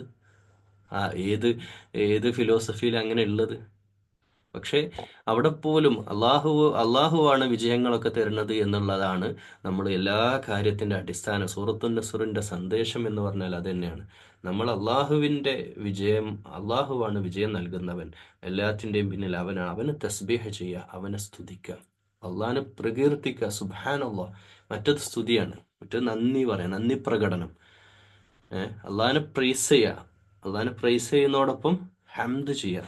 അൽഹംദുലില്ലാ, അൽഹംദുലില്ലാ, അൽഹംദുലില്ലാ, അൽഹംദുലില്ലാ. എന്നിട്ട് ഇസ്തിഗ്ഫാർ ചെയ്യാം. അതായത് നമ്മൾ പ്രവർത്തിച്ചിട്ടുണ്ടാവും. ഇപ്പോൾ നമ്മളൊരു വലിയ സമ്മേളനം നടക്കുകയെന്ന് വിചാരിക്കുക, നമ്മുടെ സംഘടനയുടെ ഒരു വലിയ സമ്മേളനം. ഇപ്പോൾ സമ്മേളനമാണല്ലോ ഇപ്പോൾ കേരളത്തിൽ ഏറ്റവും കൂടുതൽ വലിയ പ്രവർത്തനമായിട്ട് നമ്മൾ നടത്തുന്നത്. അതൊരു സന്തോഷമുള്ള കാര്യം തന്നെയാണ്. എല്ലാവരും ഒരുമിച്ച് കൂടുന്നതും ഇസ്ലാമികമായ ക്ലാസ്സുകളും ചർച്ചകളും ഒക്കെ നടക്കുന്നതൊക്കെ വലിയ നല്ല കാര്യം തന്നെയാണ്. കാരണം അതും നടക്കേണ്ടത് തന്നെയാണ്, നടക്കണ്ട എന്നുള്ളതൊന്നുമല്ല, വേണ്ടത് തന്നെയാണ്. മാത്രമല്ല ഇപ്പോഴും വലിയ വലിയ വിഷയങ്ങൾ, വഖഫിൻ്റെ വിഷയം വരുമ്പോൾ, അങ്ങനെയുള്ള പല പല സമുദായത്തെ ബാധിക്കുന്ന വിഷയം വരുമ്പോൾ ഒന്നടങ്കം എനിക്ക് വലിയ സന്തോഷം തോന്നിയ കഴിഞ്ഞ ദിവസം സോഷ്യൽ മീഡിയയിൽ കണ്ടതും, ഇപ്പം നമ്മുടെ നാട്ടിലും അയൽനാട്ടിലൊക്കെ, കോഴിക്കോട് ജില്ലയിലെ പല ഭാഗത്തും, മലബാറിലൊക്കെ ഉണ്ട്, അവിടെയൊക്കെ ഉണ്ട് എന്ന് ഞാൻ വിചാരിക്കുന്നു. ഇല്ലെങ്കിൽ ഈ കേൾക്കുന്ന ആളുകളൊക്കെ വ്യാപിപ്പിക്കുക. എന്താണെന്നറിയോ? വഖഫിൻ്റെ വിഷയം പോലെ ഉള്ള വിഷയം വന്നപ്പോൾ എല്ലാ മഹല്ലുകളും സംഘടന പാർട്ടി ഭേദമന്യേ എല്ലാവരും ഒരുമിച്ച് ഒറ്റ ഒറ്റ ജാഥ, ഒറ്റ റാലി. എന്ത് സന്തോഷാണ് പഠിച്ചവനെ. അതിലെല്ലാവരും പെട്ട്, എല്ലാ പള്ളിക്കാരും അംഗങ്ങളും കംപ്ലീറ്റ് മുസ്ലിങ്ങൾ, ഒരു നാട്ടിലെ കംപ്ലീറ്റ് മുസ്ലിങ്ങൾ. ഇവിടെ അടുത്ത നാടുകളിലൊക്കെ ആ വലിയ മാർച്ച് നടന്നു. അൽഹംദുലില്ലാ. അതിൽ പിന്നെ രാഷ്ട്രീയ പാർട്ടികളും എല്ലാവരും ചേർന്നു എന്നുള്ളതാണ്. അതിലേക്ക് ചേർന്നു. കാരണം എല്ലാ രാഷ്ട്രീയ പാർട്ടിയിലുള്ള ആളുകളല്ലേ ഇതിൽ കയറുന്നത്. മുസ്ലിം കമ്മ്യൂണിറ്റി മഹല്ല് ജാഥ, ഒരു മഹല്ല്, ആ മഹല്ലുമായിട്ട് ബന്ധപ്പെട്ട തൊട്ടടുത്ത മഹല്ല്, ചിലപ്പോൾ ഈ മഹല്ലിലെ തന്നെ വേറെ വേറെ സംഘടനക്കാരുടെ പള്ളികളുണ്ട്. ആ പള്ളിക്കാരും എല്ലാവരും ചേർന്ന് ഒരുമിച്ച് ഒരു കോർഡിനേഷൻ കമ്മിറ്റി ഉണ്ടാക്കി ഒരുമിച്ച് മാർച്ച് നടത്തി. അൽഹംദുലില്ലാ, അള്ളാഹു ഈ ഉമ്മത്തിന്റെ ഐക്യം നിലനിർത്തട്ടെ. ഇത് ഇങ്ങനെയാ വേണ്ടത്. അല്ലാതെ അങ്ങോട്ടും ഇങ്ങോട്ടും പാരവെപ്പും ഖണ്ഡന മണ്ഡനങ്ങളൊന്നും അല്ല വേണ്ടത്. നമ്മൾ തൗഹീദിന്റെ വക്താക്കളും പ്രയോക്താക്കളുമായിട്ട് നമ്മളെപ്പോഴും നമ്മൾ ചിന്തിക്കേണ്ടത് മൂന്ന് കാര്യങ്ങളാണ്. ഒന്ന്, നമ്മുടെ കാര്യം. അത് അപ്പോഴും പലപ്പോഴും ഞാനും എന്നെയും കൂടി ഉൾപ്പെടുത്തി പറയാം. നമ്മളൊക്കെ മറന്നു പോകുന്നൊരു കാര്യം, നമ്മുടെ കാര്യം ശരിയാക്കുക. നമ്മുടെ സ്വർഗപ്രവേശനത്തിലേക്ക് നമ്മൾ എന്ത് അമല് ചെയ്തു എന്ന് എപ്പോഴും ആത്മവിചാരണ ചെയ്തുകൊണ്ടിരിക്കുക. രണ്ട്, നമ്മുടെ സംഘടന ശരിയെന്നുള്ളതിലപ്പുറം മറ്റ് സംഘടനക്കാരെ കൂടെ സ്വർഗത്തിലേക്ക് എത്തിക്കാൻ ഞാനെന്ത് ചെയ്യണമെന്ന് ചിന്തിക്കുക. അല്ലാതെ അവരെ കുറ്റപ്പെടുത്താനും അവർ ചെയ്യുന്ന തെറ്റാണ് ഞങ്ങൾ ശരിയെന്ന് പറഞ്ഞ് സങ്കുചിതത്വം മനസ്സിനെ നമ്മൾ മാറ്റിവെക്കുക. മൂന്നാമത്തത്, നമ്മുടെ സഹോദരങ്ങളില്ലേ ഈ നാട്ടിലുള്ള ഇതര മതസ്ഥരായ ആളുകൾ, അവർക്ക് അള്ളാഹുവിനെ മനസ്സിലാക്കാനും ദീന് മനസ്സിലാക്കാനും നമ്മൾ സാഹചര്യം നമ്മുടെ നോട്ടീസിലൂടെയും സംസാരത്തിലൂടെയല്ല, കർമ്മത്തിലൂടെ അവർക്ക് സാധ്യതകൾ തുറന്നു കൊടുക്കുക. കർമ്മം, നമ്മുടെ പ്രവർത്തനം കണ്ടിട്ടാ. നബിയും സഹാബത്ത് അവിടെ പോയിട്ട് നോട്ടീസും വയലും നടത്തിയിട്ടല്ല, മദീനത്തും മക്കയിലും അല്ലെ യുദ്ധം നടത്തിയിട്ട്, യുദ്ധം നിർണായക ഘട്ടങ്ങളിൽ മാത്രമേ യുദ്ധം ഉണ്ടായിട്ടുള്ളൂ. അല്ലാതെ ജയിച്ചടക്കിയിട്ട് പോയി ഗൺ പോയിന്റിൽ നിർത്തിയിട്ട് ഇസ്ലാം സ്വീകരിപ്പിച്ചതല്ല. ഇപ്പം ഈ ജീവിതം കൊണ്ട് അവര് അവരെ മാർഗദർശനം ചെയ്യായിരുന്നു. പെരുമാറ്റത്തിലൂടെ, സ്വഭാവ മഹിമയിലൂടെ, ഉന്നതമായ. കാരണം നമ്മൾ ആലോചിച്ച് നോക്കൂ, WWW, വാർ, വൈൻ, വുമൺ, ഇങ്ങനത്തെ ഒരു നാട്ടിൽ, എല്ലാ വിധത്തിലുള്ള വൃത്തികേടുകളുള്ള ഒരു രാജ്യത്ത്, ഒരു നാട്ടിൽ സദ്ഗുണസമ്പന്നമായ ഒരു ജനതയെ പടുത്തുയർത്തി, മദ്യത്തിലും മദിരാശിയിലും എന്ന് പറഞ്ഞ പോലെ മദ്യത്തിൻ്റെ ആ ചരിത്രത്തിലില്ലേ, ഞാൻ മരിക്കുകയാണെങ്കിൽ മുന്തിരിച്ചെടിയുടെ ചോട്ടിൽ എന്നെ കബറടക്കണേ, കാരണം മുന്തിരിവള്ളിയിൽ നിന്നുള്ള വീഞ്ഞെനിക്ക് കിട്ടിയാലോ എന്ന് കവിത പാടിയിരുന്ന, അത്രക്കും മദ്യവുമായിട്ട് ബന്ധപ്പെട്ടിരിക്കുന്ന ഒരു സമൂഹത്തെ പരിവർത്തനം ചെയ്തിട്ട് വലിയൊരു വിപ്ലവം. മൈക്കൽ ചേട്ടൻ്റെ അത് 100 എന്ന പുസ്തകമുണ്ട്, അതുകൂടി പറഞ്ഞ് ഞാൻ അവസാനിപ്പിക്കുകയാണ്. പിന്നെ തൗബയും കൂടി പറയാനുണ്ട്, കുറച്ച് ലെങ്തിയാണ്. നമ്മൾ എത്ര പറഞ്ഞാലും ഇതിങ്ങനെയാ. തഫ്സീറും ഖുർആനും ചരിത്രവും നമ്മൾ പറയുമ്പോൾ ഇങ്ങനെ പറഞ്ഞു പോണ്ടി വരും. കാരണം ഇത് പറഞ്ഞാൽ എനിക്ക് നിർത്താനും തോന്നില്ല, നിങ്ങൾക്ക് കേട്ടാൽ ഇതിൻ്റെ മധു അവസാനിക്കൂല. അതിൻ്റെ ഒരു കാരണം എന്താ അറിയോ? അത് നമ്മുടെ രണ്ട് ഹൃദയങ്ങളും അള്ളാഹുവുമായിട്ട് ബന്ധപ്പെട്ട് കിടക്കുന്നുണ്ട്. കാരണം അള്ളാഹുവെ കുറിച്ച് നമ്മൾ വേറെ എന്തും കേൾക്കുന്ന പോലെയല്ല. അള്ളാഹുവെ കുറിച്ച് ഈമാനുള്ള ആളുകൾ ഇത് കേൾക്കുമ്പോൾ കേട്ടു നിന്ന് പോവും, കേട്ടിരുന്നു പോവും. പറയുന്ന ആളുകൾക്ക് നിർത്താനും കഴിയില്ല. അതുകൊണ്ടാണ് ഈ നാട്ടിലെ വയലൊക്കെ നീണ്ടു പോണത്. അരമണിക്കൂർ, 1 മണിക്കൂറുള്ള വയൽ 2 മണിക്കൂർ, 3 മണിക്കൂറൊക്കെ ആയി പോകുന്ന അതിൻ്റെ കാരണമാണ്. കാരണം കേൾക്കുന്നവർക്ക് നിർത്താനും തോന്നില്ല, പറയുന്നവർക്ക് അവസാനിപ്പിക്കാനും തോന്നില്ല. മാഷാ അല്ലാ, സുബ്ഹാൻ അല്ലാ, അൽഹംദുലില്ലാ. അള്ളാഹു വലിയ നിഅമത്താണ് നമ്മുടെ ജീവിതത്തിലൊക്കെ തന്നിരിക്കുന്നത്. അപ്പോൾ ആ ഒരു ജനതയെ മാറ്റി, മൈക്കിൾ ചാട്ടിൻ്റെ പുസ്തകത്തിൽ അദ്ദേഹം 100 ലോകത്തെ മനുഷ്യന്മാരിൽ, ചരിത്രത്തിൽ ജീവിച്ച് മരണപ്പെട്ടു പോയ 100 ജീവിച്ച ലൈവായിട്ട് ജീവിച്ച മനുഷ്യന്മാരുടെ ചരിത്രം അദ്ദേഹം എന്ത് ചെയ്യാൻ തുടങ്ങി, രേഖപ്പെടുത്താൻ. ദ 100 എന്ന പുസ്തകത്തിൻ്റെ പേര്. അപ്പോൾ അതിൽ ഒന്നാമൻ ആര് കൊടുക്കും എന്നുള്ള അദ്ദേഹത്തിന് ഒരു വലിയൊരു കൺഫ്യൂഷൻ ഉണ്ടായ ഒരു വിഷയമാണ്. അദ്ദേഹത്തിൻ്റെ സഹപ്രവർത്തകരുമായിട്ടും അല്ലെങ്കിൽ അദ്ദേഹത്തിൻ്റെ സുഹൃത്തുക്കളുമായിട്ടൊക്കെ വല്ലാതെ ഡിസ്കസ് ചെയ്തുകൊണ്ടിരുന്ന ഒരു വിഷയമാണ്. അപ്പോൾ അത് വലിയൊരു പ്രശ്നമായിരുന്നു അദ്ദേഹത്തിന്. കാരണം അദ്ദേഹം ജെന്യൂനായിട്ട് പഠിച്ച ശേഷം അദ്ദേഹം മുഹമ്മദ് റസൂലുള്ളയെ ഒന്നാമതായിട്ട് കൊടുക്കേണ്ടി വന്നു. കാരണം അദ്ദേഹം പറയുന്നുണ്ട്, ഈസാ അലൈഹി സ്വലാമിൻ്റെ ലൈഫ്, അദ്ദേഹത്തിൻ്റെ പിന്നെ മീഡിയ പ്രസ് കോൺഫറൻസിൽ പറയുന്നുണ്ട് അദ്ദേഹം, പിന്നെ എന്നെ സംബന്ധിച്ചിടത്തോളം മുഹമ്മദ് നബി സല്ലല്ലാഹു അലൈഹി വസല്ലമയുടെ ജീവിതം ഒരു ജീവിതമായിട്ടാണ് കിടക്കുന്നത്. അദ്ദേഹം കുടുംബജീവിതം നയിച്ചു, മക്കള്, പിന്നെ ഭാര്യ, പിന്നെ കച്ചവടം ചെയ്തു, ജോലി ചെയ്തു, യുദ്ധം ചെയ്തു, രാജ്യം ഭരിച്ചു. അദ്ദേഹത്തിൻ്റെ ജീവിതം ജനങ്ങൾക്കൊരു മാതൃകയുണ്ട്. എന്നാൽ ഈസാ അലൈഹി സ്വലാമിനെ കുറച്ച് പറയില്ല. അദ്ദേഹം വളരെ ചെറുപ്പത്തിൽ, എനിക്ക് തോന്നുന്നു 30 വയസ്സ് ചെറുപ്രായത്തിൽ തന്നെ അങ്ങനെ ഒരു ദൗത്യത്തിലൊന്നും എത്തിയില്ല. ഈസാ അലൈഹി സ്വലാമിനെ സംബന്ധിച്ചിടത്തോളം അള്ളാഹു ഉയർത്തുന്നു. ഖുർആനിൽ ഒരിക്കലും ആ ക്രൈസ്റ്റ് സംഭവിച്ചിട്ടില്ല കേട്ടോ. അത് നിങ്ങളുടെ അറിവിലേക്കും കൂടെ പറയാണ്. ഖുർആൻ അതിനെ വിയോജിക്കുന്ന ആ വിഷയമായിട്ട് ബന്ധപ്പെട്ട്, അതായത് യേശുവിനെ ആണിയടിച്ച് കൊന്നിട്ടില്ല, ക്രൂശിച്ചിട്ടുമില്ല, ആ കുരിശിലും തറച്ചിട്ടില്ല. ഈസാ അലൈഹി സ്വലാമിനെ അള്ളാഹു ഉയർത്തിയതാണ്, അള്ളാഹുവിൻ്റെ അടുക്കൽ ഉയർത്തിയ. കാരണം ഉപ്പയില്ലാതെ അത്ഭുതകരമായ രീതിയിലുള്ള ജനനമാണ് ഈസാ അലൈഹി സ്വലാമിന് ഉണ്ടായിട്ടുള്ളത്. ആ യേശു ഈസാ അലൈഹി സ്വലാമിന് അള്ളാഹു ഉയർത്തിയതാണ്, അല്ലാതെ ഇവർക്ക് അക്രമം ചെയ്യാൻ വിട്ടുകൊടുത്തിട്ടില്ല എന്നതാണ് സത്യം. ഓക്കെ. അപ്പോൾ ആ ഒരു സത്യത്തെ മൂടി വെച്ചിട്ടാണ് ഇന്ന് ഉള്ളത്. ഇനിയിപ്പോൾ ഈസാ അലൈഹി സ്വലാം തിരിച്ചു വരികയാണെങ്കിൽ, വരുമെന്ന് 100% ഉറപ്പൊന്നും പറയാൻ പറ്റില്ല. മുസ്ലിംസ് ചില പണ്ഡിതന്മാരൊക്കെ അത് പിന്നെ പറയുന്നുണ്ട് വരുന്നു. വന്നാൽ ഇൻഷാ അള്ളാഹ് ആദ്യം ഈസാ അലൈഹി സ്വലാം പറയുന്നത് ലാ ഇലാഹ ഇല്ലല്ലാഹ് ഈസാ റസൂലുള്ളാഹ് എന്നാണ്. അല്ലാതെ ഞാൻ അള്ളാഹിന്റെ പുത്രനാണ് എന്ന് പറഞ്ഞല്ല വരിക. അത് നമുക്കൊക്കെ അറിയുന്ന കാര്യങ്ങളാണ്. പക്ഷെ ഈ ഇതൊന്നും മാതൃക. പിന്നെ മറ്റ് വ്യക്തികളുടെയൊക്കെ രാഷ്ട്രീയപരമായിട്ട് വലിയ നേട്ടങ്ങൾ ഉണ്ടാക്കി അല്ലെങ്കിൽ ലോകത്തറിയപ്പെട്ട പല മഹാന്മാരുടെയും വ്യക്തിജീവിതവും കുടുംബജീവിതവും ഒന്നും ഒന്നിനും പറ്റാത്ത രീതിയിലുള്ള അവസ്ഥയാണ് ഉണ്ടായിരുന്നത്. ഓക്കെ. അങ്ങനെ കൃത്യമായിട്ട് പഠനത്തിന് ശേഷം ആണ് മുഹമ്മദ് മുസ്തഫ സല്ലല്ലാഹു അലൈഹി വസല്ലമ ഒന്നാം സ്ഥാനം കൊടുക്കുന്നത്. അപ്പോൾ അള്ളാഹു ഇത് വലിയൊരു വിജയമാണ് തന്നിട്ടുള്ളത് നബി സല്ലല്ലാഹു അലൈഹി വസല്ലമയിലൂടെ. ആ വിജയത്തിന്റെ പങ്ക് പറ്റുന്നവരാണ് നമ്മൾ. അത് നമ്മൾ മനസ്സിലാക്കണം. നമ്മൾ ആ വിജയത്തിന്റെ പങ്ക് പറ്റുന്ന ആ വിജയമാണ്. ഇപ്പം ഖലീലുല്ലാഹി ഇബ്രാഹിം അലൈഹി സ്വലാമിന്റെ പ്രാർത്ഥനയാണ്. ആ പ്രാർത്ഥനയുടെ ഫലമാണ് മുഹമ്മദ് മുസ്തഫ സല്ലല്ലാഹു അലൈഹി വസല്ലം. ഖലീലുല്ലാഹി ഇബ്രാഹിം അലൈഹി സ്വലാമിന്റെ പ്രാർത്ഥന മക്കയിലെ ഒരു ജനങ്ങളെ വേദവും തത്വജ്ഞാനവും പഠിപ്പിക്കുന്ന ഒരു പ്രവാചകനെ നിയോഗിക്കണമേ എന്ന പ്രാർത്ഥന മാത്രമല്ല, അവർക്ക് വർസുഖുഹും മിനത്ത് സമറാത്ത്, അവർക്ക് ഭൗതികമായ വിഭവങ്ങൾ നൽകണേ എന്നാണ്. ആ വിഭവങ്ങൾ കൊടുത്തു ധാരാളം. നിങ്ങൾ GCC എടുത്തു നോക്കൂ, എന്തുമാത്രം സമ്പൽ സമൃദ്ധമായിട്ട് ഈ രാജ്യത്തെ അള്ളാഹു മാറ്റിയത്. GCC മുഴുവൻ മരുഭൂമിയെ മാറ്റിയിട്ട് ഇന്നത്തെ ലോകത്തെ ഏറ്റവും വലിയ സ്വർഗ്ഗലോകം അവർക്ക് കൊടുത്തു. അതിൻ്റെ ഒരു അംശം പറ്റിയവരാണ് കേരള ജനത പ്രത്യേകിച്ച്, അല്ലേ? ആ ഗൾഫ് പണത്തിന്റെ. അപ്പോൾ നബി സല്ലല്ലാഹു അലൈഹി വസല്ലമക്ക് അങ്ങനെ ദുനിയവിയായിട്ടൊരു ഒരു ഒരു ബന്ധം കൂടെ നമുക്കുണ്ട് എന്ന് സൂചിപ്പിക്കുകയാണ്. ഇനി അതൊക്കെ ആണെങ്കിലും നമ്മളിങ്ങനെ വലിയ പ്രവർത്തനങ്ങളും ദീനീ പ്രവർത്തനങ്ങളൊക്കെ ചെയ്യുമ്പോഴും നമ്മൾ അസ്തഗ്ഫിറുല്ലാഹ് എന്ന് തന്നെ പറയേണ്ടത്. അള്ളാഹു എന്തെങ്കിലും ഞങ്ങളുടെ ഭാഗത്തുനിന്ന് വന്നിട്ടുണ്ടെങ്കിൽ നമ്മളെപ്പോഴും നമ്മൾ എത്ര ദീനീ പ്രവർത്തനങ്ങൾ ചെയ്താലും അസ്തഗ്ഫിറുല്ലാഹ്, അള്ളാഹുവേ ഇത് പുറത്തു തരണേ, എന്തെങ്കിലും പിഴവുണ്ടെങ്കിൽ പുറത്തു തരണേ എന്ന ഒരു ഒരു സ്വയം വിചാരണയോട് കൂടി മാത്രമേ, ഇസ്തിഗ്ഫാറോട് കൂടി മാത്രമേ നമ്മൾ കാര്യങ്ങൾ കാണാൻ പാടുള്ളൂ. ഇനി ഇസ്തിഗ്ഫാർ എന്ന് പറഞ്ഞാൽ നമ്മളിൽ പിഴവുകളും തെറ്റുകളും ഒക്കെ അള്ളാഹുവോട് നമ്മൾ പുറത്തു തരാൻ വേണ്ടിയിട്ട് പറയാണ്. എന്നാൽ തൗബ അതല്ല. ചിലർ വിചാരിക്കുന്ന ഇസ്തിഗ്ഫാറും തൗബയും ഒന്നാണ്, തസ്ബീഹും ഹംദും ഒന്നാന്ന് വിചാരിക്കുന്ന പോലെ ഇസ്തിഗ്ഫാറും തൗബയും രണ്ടും രണ്ടാണ്. തൗബക്ക് കുറച്ച് അധികം സൂറത്ത് തൗബയുമായിട്ട് ബന്ധപ്പെട്ട് ഇൻഷാ അല്ലാഹ് അത് വരുമ്പോൾ ആ ഒരു ചരിത്ര കഥയൊക്കെ നമുക്ക് അപ്പോൾ പറയാം. അതിൽ കൃത്യമായിട്ട് തൗബ കൃത്യമായിട്ട് വരുന്നുണ്ട്. എന്നാൽ തൗബയുടെ ഒരു കണ്ടീഷൻസ് പറയാം. അതിന് കുറച്ച് കണ്ടീഷൻസ് ഉണ്ട്. അപ്പം നമ്മുടെ ജീവിതത്തിൽ നമ്മളൊക്കെ തെറ്റ് ചെയ്യുന്നവരാണ്, അല്ലേ? തെറ്റ് ചെയ്യുന്നവരാണ്. അതെന്ന് വെച്ചാൽ തെറ്റ് ചെയ്യണമെന്ന് വിചാരിച്ച് ചെയ്യുന്നതായിരിക്കില്ല, സംഭവിച്ചു പോകുന്നത്. മനുഷ്യനാണെങ്കിൽ മാനുഷികമായിട്ട് തെറ്റുകൾ വരും. അപ്പോൾ ഈ തെറ്റ് വന്നു കഴിഞ്ഞാൽ, അത് തെറ്റാണെന്ന് നമുക്ക് ബോധ്യപ്പെട്ട് കഴിഞ്ഞാൽ, ഞാൻ ചെയ്ത് തെറ്റായിപ്പോയി, എൻ്റെ ജീവിതത്തിൽ അങ്ങനെ ഒരു പിഴവ് സംഭവിച്ചു, നമ്മൾ പറയാ അള്ളാഹുവിലേക്ക് തൗബ ചെയ്യണം. അപ്പോൾ ഈ തൗബ ചെയ്യാന്ന് പറഞ്ഞാൽ അതിലൊന്നാമത്തെ കാര്യം എന്താണെന്നറിയോ?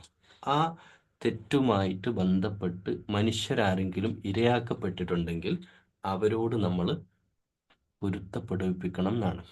പൊരുത്തപ്പെടുവിക്കുക. ഞാനൊരു ഉദാഹരണം പറയാം. നമ്മൾ കാർ ഓടിക്കുകയാണ്.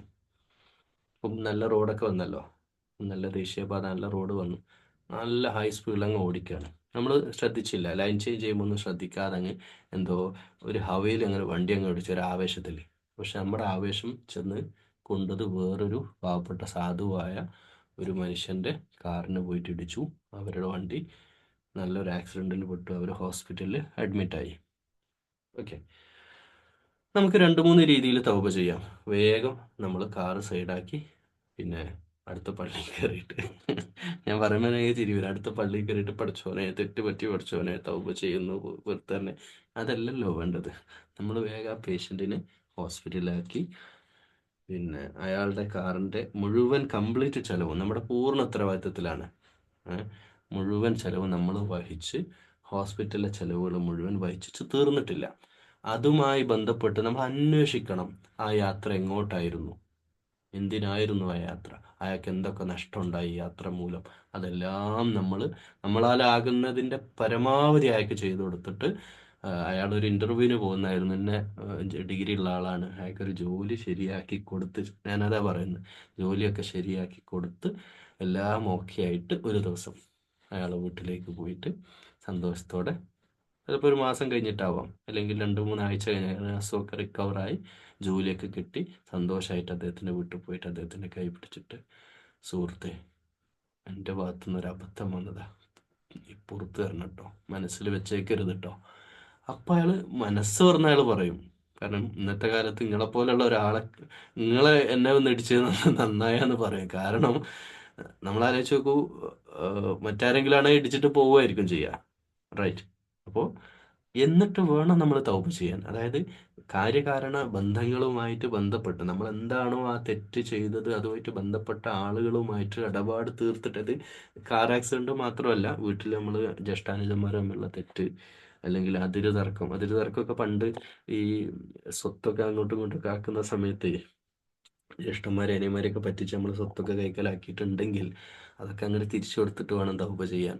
പണ്ട് ഒന്നും അല്ല വിട്ട് കളയില്ല കേട്ടോ. നമ്മൾ വിചാരിക്കേണ്ട ബിസിനസ്സിൽ അങ്ങനെ ആക്കി ചിലപ്പോൾ പാര വലിച്ചിട്ട്, ഇപ്പം ഗൾഫിലൊക്കെ നടക്കുന്നത് എന്തുമാത്രം ചീറ്റിംഗ് അറിയാം. ഞാൻ കുറച്ച് കാലം യു ഉണ്ടായിരുന്നു. അവിടെ എന്തുമാത്രം ആളുകൾ പാര വെച്ച് പോകണമെന്ന് അറിയോ? പാര വെക്കുക എന്ന് പറഞ്ഞാൽ വല്ലാതെ കഷ്ടമുണ്ട്. നമ്മളൊക്കെ ഈ പ്രവാസമായിട്ട് തിരഞ്ഞെടുക്കുന്നത് പിന്നെ നാട് വിടാനുള്ള പൂതി കൊണ്ടൊന്നും അല്ലല്ലോ, ഗൾഫ് പോയിട്ട് സുഖിക്കാന്ന് വിചാരിച്ചിട്ടുമല്ല. അവിടെയൊക്കെ അത്രയും മെനക്കെട്ട പണിയാണ്, അത്രയും പ്രയാസപ്പെട്ട. അത് ബിസിനസ്സുകാരാണെങ്കിൽ നോക്കണ്ട. ബിസിനസ് എന്നൊക്കെ പറഞ്ഞാൽ നമ്മളൊക്കെ വിചാരിക്കും വലിയ സെറ്റപ്പ്, കാറ്, എല്ലാ സൗകര്യം, AC room, AC car, AC എല്ലാം എല്ലാവരോ മാഷാ അല്ലാ നമ്മൾ പറയും. പക്ഷേ എന്തുമാത്രം സ്ട്രെസ്സാണ് അവർ അനുഭവിക്കുന്നത്. ഓരോ ദിവസവും അവർ അറ്റാക്കായിട്ട് മരിക്കുകയാണ് മനുഷ്യന്മാർ, ഗൾഫിലുള്ള ആളുകൾ. ഇതൊക്കെ ആലോചിച്ചിട്ട് തല പോഞ്ഞ് ആലോചിച്ചിട്ട് അറ്റാക്ക്. അവർ ജീവിക്കുന്ന ജീവിതമൊക്കെ നോക്കുക, ലൈഫ് സ്റ്റൈൽ നോക്കുമ്പോൾ വലിയ സ്റ്റാൻഡേർഡാണെന്ന് നമുക്ക് തോന്നും. പക്ഷെ ഇങ്ങനെയൊക്കെയാണ് അവസ്ഥകൾ ഉള്ളോട്ട് കയറി ചെല്ലുമ്പോൾ, എൻ്റെ പ്രിയമുള്ളവരെ. അപ്പം അങ്ങനെയുള്ള അവസ്ഥയിൽ ആളുകൾ പാലം വലിച്ചിട്ട് പോവുക. ഒന്നിച്ച് പാർട്ട്നേഴ്സായിട്ട് തുടങ്ങിയിട്ട് മെല്ലെ ഏഹ്, അവരെ പേരിലേക്ക് മാറ്റുക, അല്ലെങ്കിൽ ചെക്ക് കേസുകളൊക്കെ ഉണ്ടാക്കി അങ്ങനെ ഇങ്ങനെയൊക്കെ ആളുകളെ പറ്റിച്ച് മെല്ലെ പൈസ ഉണ്ടാക്കുന്ന, എൻ്റെ കാര്യങ്ങൾ ശരിയാവണം എന്ന രീതിയിൽ ഒരു ഹോട്ടൽ തുടങ്ങി, റെസ്റ്റോറൻറ്റ്, എന്നിട്ട് സംഗതി ലാഭത്തിലല്ല എന്ന് കാണുമ്പോൾ മെല്ലെ അവനവൻ്റെ പൈസയും വലിച്ചിട്ട് മെല്ലെ മുങ്ങുക, ബാക്കിയുള്ളവൻ്റെ എല്ലാ ബാധ്യതയും മറ്റവൻ്റെ മേലിട്ടിട്ട് ഇവന് പോവുക. ഇങ്ങനെയൊക്കെ ചെയ്യുന്ന ആളുകളുണ്ട്. ഇതൊക്കെ ഇതൊക്കെ നമ്മൾ പിന്നെ പോയിട്ട് ഒരു ഉംറയൊക്കെ ചെയ്ത് ഉഷാറായിട്ട് ഹജ്ജൊക്കെ ചെയ്ത് വലിയ നാട്ടിൽ ഹാജിയാരായി 5 നേരം നിസ്കരിച്ചിട്ട് പഠിച്ചവനെ പഴയതൊക്കെ പുറത്തിറങ്ങാൻ തീർക്കൂല അല്ല. അതാണ് ഞാൻ പറയുന്നത്, അടിവര ഇട്ടിട്ട്. അത് തൗബയുമായിട്ട് ബന്ധപ്പെട്ട് നമ്മൾ ശ്രദ്ധിക്കണം. അവിടെ പോയി അത് ക്ലിയർ ആക്കാത്ത, 1 രൂപ കൊടുക്കാണ്ട്, ആ 1 രൂപ, 1 ദിർഹം കൊടുക്കാണ്ട്, 1 ദിർഹം കൊടുത്തിട്ടല്ലാതെ അത് അതിന്ന് മോചനം ഉണ്ടാവില്ല. അത് അടിവരയിട്ടുണ്ട്. അതെല്ലാം, ഇത് നിസ്സാര പ്രശ്നങ്ങൾ മുതൽ വലിയ വിഷയങ്ങൾ വരെ ഇങ്ങനെയാണ്. അള്ളാഹുവിൻ്റെ തർത്തീബാണ്. എന്നിട്ടാണ് നമ്മൾ തൗബ ചെയ്യേണ്ടത്. പിന്നെ മാത്രമല്ല, പിന്നെ ആ പണിക്ക് നമ്മൾ പോകാനും പാടില്ല. അതായത് തൗബയുടെ ഏറ്റവും പ്രധാനം. പിന്നെ നമ്മൾ ചെയ്യുന്ന ആത്മാർത്ഥമായിരിക്കണം. ആത്മാർത്ഥമായിട്ട് അള്ളാഹുവോട് പറയണം, പഠിച്ചോൻ എൻ്റെ ഭാഗത്ത് നിന്ന് തെറ്റുകൾ വന്നുപോയി, അന്നത്തെ ഒരു സാഹചര്യത്തിൽ ഞാൻ അത് ചെയ്തു പോയത് അള്ളാഹ് പുറത്തു തരണം, ഞാൻ അതൊക്കെ പോയി ക്ലിയർ ആക്കിയിട്ടുണ്ട്, ആ മനുഷ്യൻ എൻ്റെ എന്നോടൊന്നുമില്ല, ഒക്കെ ക്ലിയർ, ഇനി എന്ന് എനിക്ക് പുറത്തു തരണം എന്ന് പറഞ്ഞാൽ പോരാ, ഇനി അത് ആവർത്തിക്കാതിരിക്കണം. അപ്പോഴാണ് ആ തൗബ അള്ളാഹു സ്വീകരിക്കുള്ളൂ. ഇതാണ് തൗബയുമായിട്ട് ബന്ധപ്പെട്ടുള്ളത്. കാരണം തൗബ ചെയ്യേണ്ട ആൾക്കാരുണ്ട്. ഇസ്ലാമിക ചരിത്രം എടുത്ത് നോക്കുകയാണെങ്കിൽ യുദ്ധത്തിൻ്റെ സന്ദർഭത്തിൽ യുദ്ധത്തിന് വരാതെ സൂറത്ത് തൗബയായിട്ട് ബന്ധപ്പെട്ട് പറയുമ്പോൾ ഇൻഷാ അള്ളാഹ് വിശദമായിട്ട് പറയാം. അപ്പോൾ അള്ളാഹു നമ്മുടെ ജീവിതത്തിൽ തരുന്ന സഹായങ്ങൾ, അല്ലെങ്കിൽ ആളുകൾ ഇസ്ലാമിലേക്ക് കൂട്ടം കൂട്ടമായിട്ട് പ്രവേശിക്കുന്നൊക്കെ ഇക്കാലത്തും നമ്മൾ കാണുമ്പോഴും തസ്ബീഹ് ചെയ്യുക, ഹംദ് ചെയ്യുക, ഇസ്തിഗ്ഫാർ ചെയ്യുക, തൗബ ചെയ്യുക. അക്കാലത്ത് മക്ക ഫതഹായിട്ട് ബന്ധപ്പെട്ട് പറഞ്ഞതാണെങ്കിലും നമ്മുടെ കാലഘട്ടവുമായിട്ട് ഇതിനെ ബന്ധിപ്പിച്ച് നമ്മൾ സൂറത്തിൻ്റെ ഓതിക്കൊണ്ടേയിരിക്കുക. അള്ളാഹു നമുക്കൊക്കെ ഹിദായത്തിലുള്ള വഴി എളുപ്പമാക്കി തരട്ടെ. അല്ലാഹുമ്മ റബ്ബനാ തഖബ്ബൽ മിന്നാ ഇന്നക അൻത സമീഉൽ അലീം വതുബ് അലൈനാ ഇന്നക അൻത തവ്വാബുർ റഹീം.